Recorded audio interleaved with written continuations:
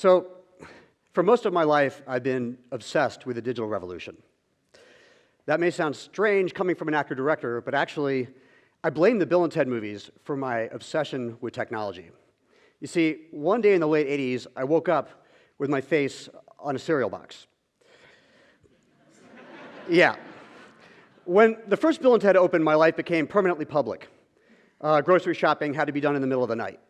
A crowded subway was a no-go zone. And a teenage fan ran away from home, crossed the country by bus, and parked herself at my front door. Thankfully, I was out of town. Now, don't get me wrong. I was very grateful for the success of those movies. But like many young people thrust into the spotlight, I was unprepared for a life that suddenly lacked any degree of privacy and anonymity. And that's when I discovered the internet. Specifically, the anonymous online communities that existed in the crude early days of the net before the existence of the modern web that we know today. Believe it or not, here were thousands of people around the world meeting in online news groups and chat rooms to discuss a wide range of interests and connect with each other, many of us using anonymous usernames and even encrypted email. There had never been anything like this, and it blew my mind. I may have come to the anonymous internet for privacy, but I stayed for the community. A vibrant network where I could say what I wanted and be myself. It was a very liberating experience, whether or not your face was on a cereal box. So I've since spent a lot of time investigating the evolution of online communities. Who builds them? What motivates their creation? And how these often radical technologies are changing the world. And that led me to make a documentary called Deep Web. Now, this movie mostly examines the Silk Road, which was an anonymous online marketplace and forum that existed in a hidden area of the internet and used Bitcoin, an unregulated digital currency. Now, the Silk Road sold many things, but mostly drugs, including illegal drugs. This is a heated subject, and for the most part, the media covered it in a highly salacious manner. The headlines screamed about a shadowy internet filled with guns and drugs and hitmen. The further I investigated it, the more I realized it was largely inaccurate. You see, what compelled me to spend several years immersed in the area of the Silk Road and the hidden internet was a desire to discover what, if anything, they mean to the average citizen. And it turns out they mean a great deal. So let's start with the basics. What is this hidden internet exactly? Now, the media coverage of the deep web usually describes it as a vast hidden area, 5,000 times larger than the surface web and filled with criminals. But that is actually false. The deep web is not a place, is not hidden, and actually harbors zero criminal activity. It simply accounts for the unindexed content online, the raw data that Google doesn't know about and doesn't care about. For example, your online banking data is not stored anywhere on Google, and your company may have an internal network that you use to communicate. This exists in the deep web. But there is a hidden internet, a tiny little area called the darknet, or dark web. And this small corner of the internet is comprised primarily of information that is actively hidden from public view, and this is the area worth talking about. So, the darknet, it can only be accessed by specific tools, like Tor, which is a special browser and service that masks your browsing activity and gets you into the darknet. Will you find crime? Yes, but not to the degree that the media has claimed, and crime is neither the primary use of the darknet nor why it was built.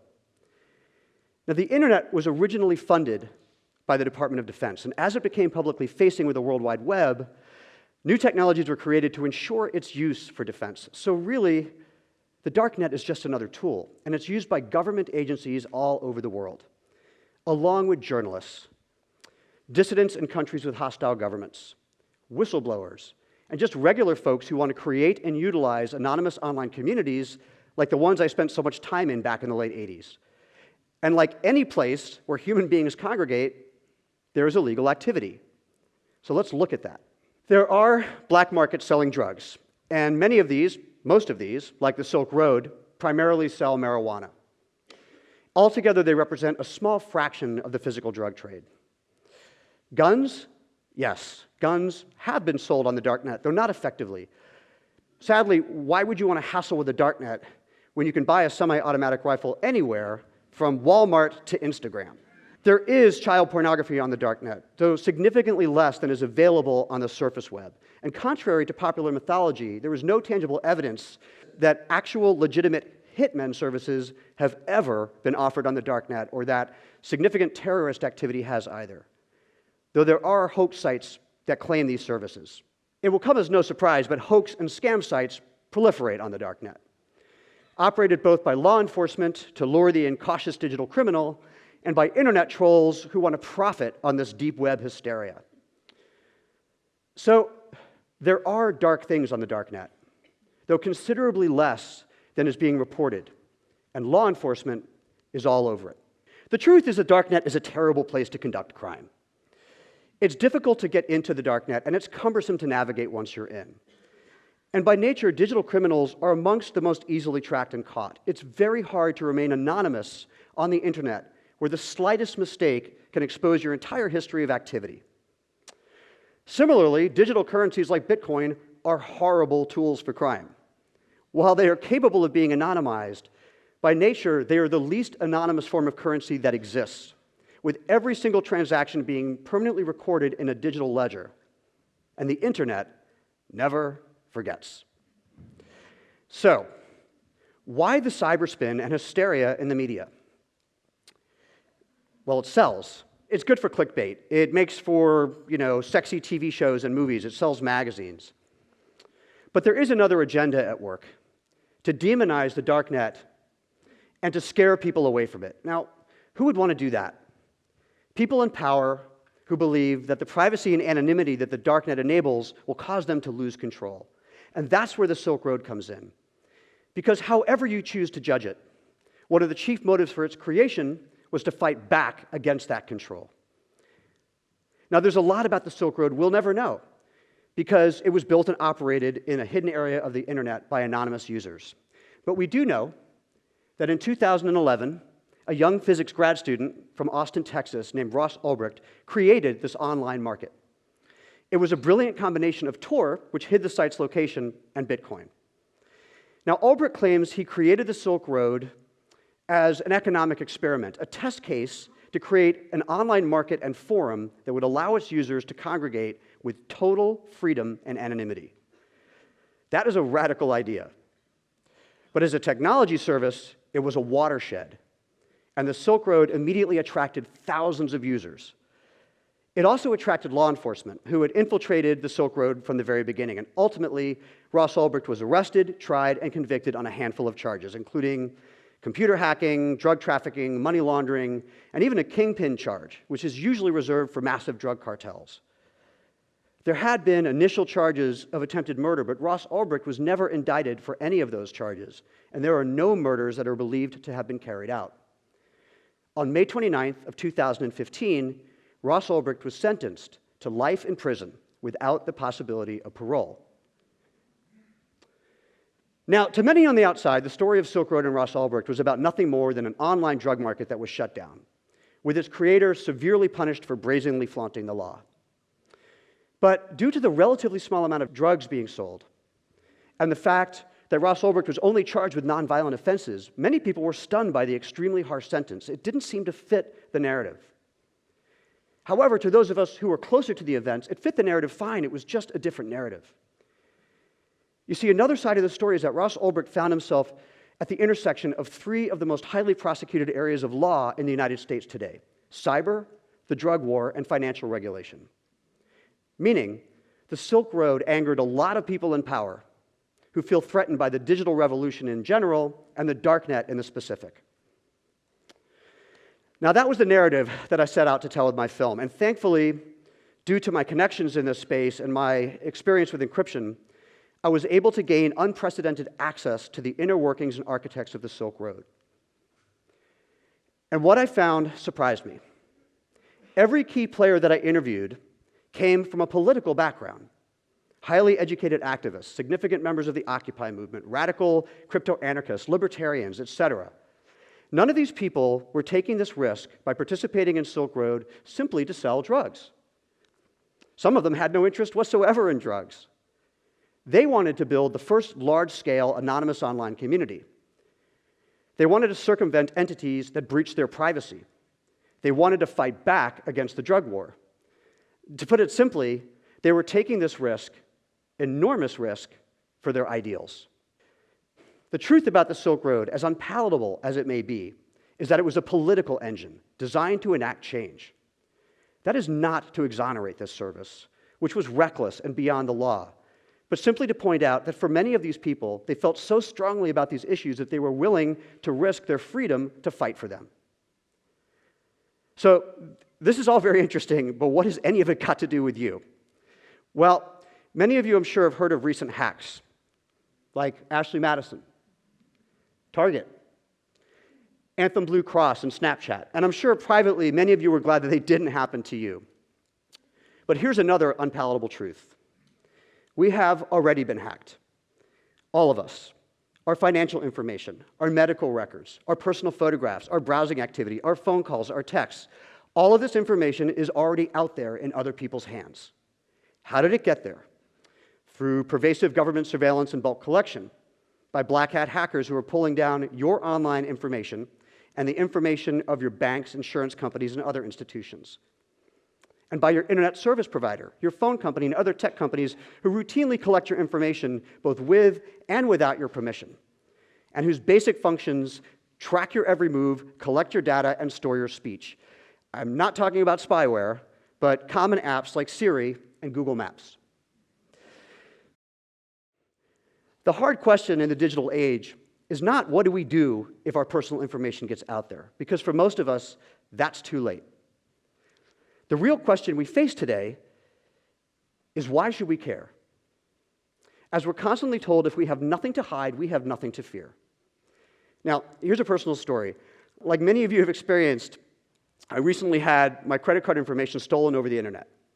And in this particular case, it turned out to be a couple of teenagers who were using my bank's money to play a lot of Xbox and order a lot of pizza. Now, that made me kind of paranoid. So I scanned my laptop and I found another breach in the form of malware. There's many different types of malware. This is what's called a keylogger, which records all of your keystrokes and your screen activity. Okay, I know what you're thinking. This guy spends a lot of time on the internet. But what about my wife's computer and my children? So I scanned those devices and I found more malware. So in the end, those Xbox and pizza kids were stopped and our computers were scrubbed of malware. No big deal, just a hassle. But it brought home our vulnerability, that our personal information is just sitting out there waiting to be exploited for whatever reason. And those reasons can range from a minor violation to destroyed lives. I don't accept the idea that if we have nothing to hide, we have nothing to fear. Privacy serves a purpose. It's why we have blinds on our windows and a door on our bathroom. Privacy is important to us. It's something that we take for granted as being central to our lives. In other words, we have plenty to hide. And it's always been our right to hide it, until now. Because today there are people who don't want us to protect our privacy, who want, and to a large degree, already have free access to our personal information. Again, I'm mostly talking about tech and phone companies, government and law enforcement, and black hat hackers. Now, how do they work to prevent us from our privacy? They propagate misinformation about privacy tools, and they demonize those tools and those who use them. They weaken the security of the internet with backdoors to gain access to our information, and they lie to the public about what information they're collecting and for what purpose. And this behavior has radicalized a generation. A growing movement of hackers, digital activists, and cryptographers who are fighting back. And some of these radical actors created and operated the Silk Road. Now, hearing all this, I'm sure that many of you would say, I'm willing to give up some of my freedom to have more security. And of course, we want law enforcement to be able to catch the bad guys. But there's two problems with this idea that less privacy makes for more security. The first is that there's no evidence this is the case, that government surveillance and backdoors that weaken the security of the internet make for greater security. It's a needle in a haystack approach, and it's highly questionable that it works better than a targeted approach. Law enforcement already has more than enough access for targeting and catching criminals in the digital space. This is, in many ways, the golden age of surveillance for law enforcement. The other problem with this idea that less privacy makes for more security is that weakening the security of the internet makes life easier for the bad guys. It's easier for hackers to access your information if you're unable to protect that information. And it's easier for digital criminals to breach governments, banks, and institutions if their general security has been weakened with backdoors. Law enforcement has to be able to do their job in a digital world where citizens have privacy, just as they have to do their job in a physical world where citizens have privacy. You wouldn't allow a cop to break into your house and rummage through your belongings, but that's just what's happening to your computer and your cell phone, devices that now contain your entire life. By the same token, corporations need to be able to conduct business and crunch their data with less access. And black hat hackers have to be met with airtight security tools, not weakened ones. But how on earth do we go about achieving all this? It requires the very thing these people are most afraid of. We need to go dark. To go dark means that everyone would be utilizing privacy and anonymity tools at all times. Tools like Tor and virtual private networks that protect your browsing activity just as they protect darknet sites like Silk Road. PGP and encryption services that keep emails private. And fully encrypted phone calls and texts. Now, these services used to be difficult for the average user, but that's changing. The desire for privacy and security in the digital space is becoming big business. You may not realize this, but Apple's iMessages are now encrypted, where it used to be that anyone could access your text messages. And now websites are usually using secure connections by default. And that's just the beginning. It's now been over 30 years since I first discovered the power and the value of anonymous online communities. But this journey was made urgent by my recent exploration of the darknet. We need a hidden internet, just as we need all the tools and services that protect our privacy and anonymity. As we move further forward into the technological era, and our lives and our world continue to radically change, we have to recognize that both our individual and collective existence depend upon a base level of control over our own privacy. Privacy is not a privilege, and it is not something to be willingly and casually sacrificed. Privacy is fundamental to being a human being, and it's worth fighting for. Thank you.